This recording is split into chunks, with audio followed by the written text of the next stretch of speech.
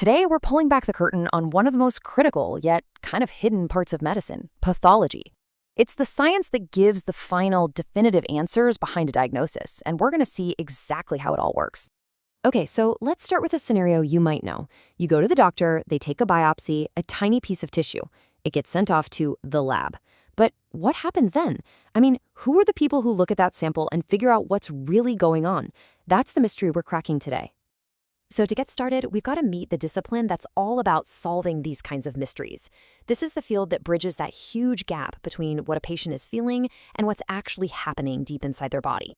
And the hero of our story? It's pathology. You know, the word itself is pretty simple. Patho for disease and lology for study. So yeah, it's literally the scientific study of disease. It's the field that explains an illness by asking, what started it? How does it work? And what is it actually doing to your body?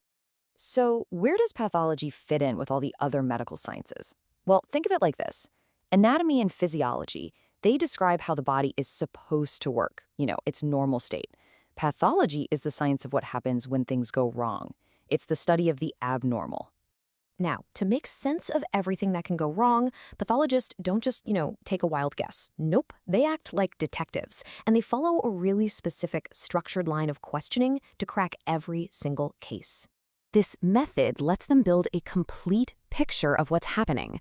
And it doesn't matter what the illness is. Could be a simple infection, could be a rare cancer. The investigation always comes back to answering 4 fundamental questions. These are the detective's core questions. First, what's the cause? The technical term is etiology. Is it genetic, a virus, a chemical? You have to know the cause to prevent and treat it. Second, what's the mechanism, or pathogenesis? How does that cause actually create the disease? Understanding this is how we develop new treatments. Third, and this is a big one, what's the evidence? These are the morphologic changes, the actual physical changes you can see in the cells and tissues. This is what makes a diagnosis possible. And finally, what's the impact? The clinical significance. How do all those changes affect the patient? This explains their symptoms and helps predict what's going to happen next. So, our disease detective has their questions ready. But where do they find the answers? Well, that takes us out of the detective's office and straight into the crime lab. And the number one piece of evidence is almost always that biopsy we mentioned earlier. A pathologist's whole job is to take that raw piece of tissue and transform it into a readable clue. And this process is just incredible. It takes so much precision. First, they preserve the tissue. That's called fixation, so it doesn't decay. Then it's processed, usually in wax, to make it firm enough to be sectioned. And by sectioned, I mean sliced into a layer that is often just a single cell thick. Then it's stained with special dyes that make all the different parts of the cell, the nucleus, the cytoplasm, light up in brilliant colors. And the results of all that work? That little piece of tissue is now a slide, a detailed, colorful map of what the cells are doing, something that can finally be read and understood under a microscope. And you can't overstate how important this is. This entire process, which is called histopathology, is considered the absolute gold standard in medicine. It is the most definitive way to get a diagnosis, period. Okay, so now we have our framework of questions, and we have our physical evidence on the slide. This is the moment.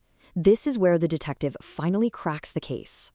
So here's the crucial point. The pathologist studies those changes on the slide, the shape of the cells, how they're organized, what they're doing, and from that, they provide the diagnosis.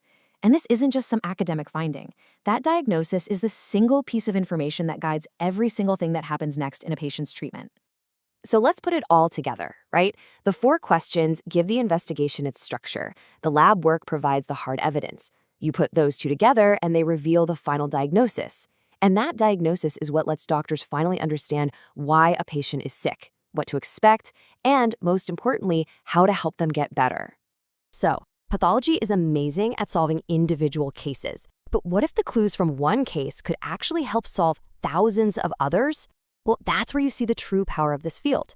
Pathologists have discovered there are universal rules that govern almost every single disease.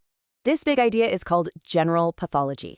It's the study of the fundamental ways our bodies react to things, like cell injury or inflammation or how we heal. And these reactions are common across the entire body, no matter which specific organ is in trouble. And check this out. This quote just nails the concept perfectly. Think about it. A scrape on your skin triggers what's called acute inflammation. But you know what else triggers acute inflammation? A life-threatening case of meningitis. The places are different, the danger is way different, but the basic underlying cellular response, it's fundamentally the same. Pathology lets us see that universal script. So the real takeaway here is huge. Pathology isn't just about naming one disease in one person. It's about understanding the basic language of how our bodies respond to being hurt or getting sick. It gives us the foundational rulebook for all of clinical medicine. By studying what goes wrong, pathologists have literally learned to read the secret language of ourselves, and they translate that language into diagnoses that save lives every single day. The only real question left is, what other secrets are our cells just waiting to tell us?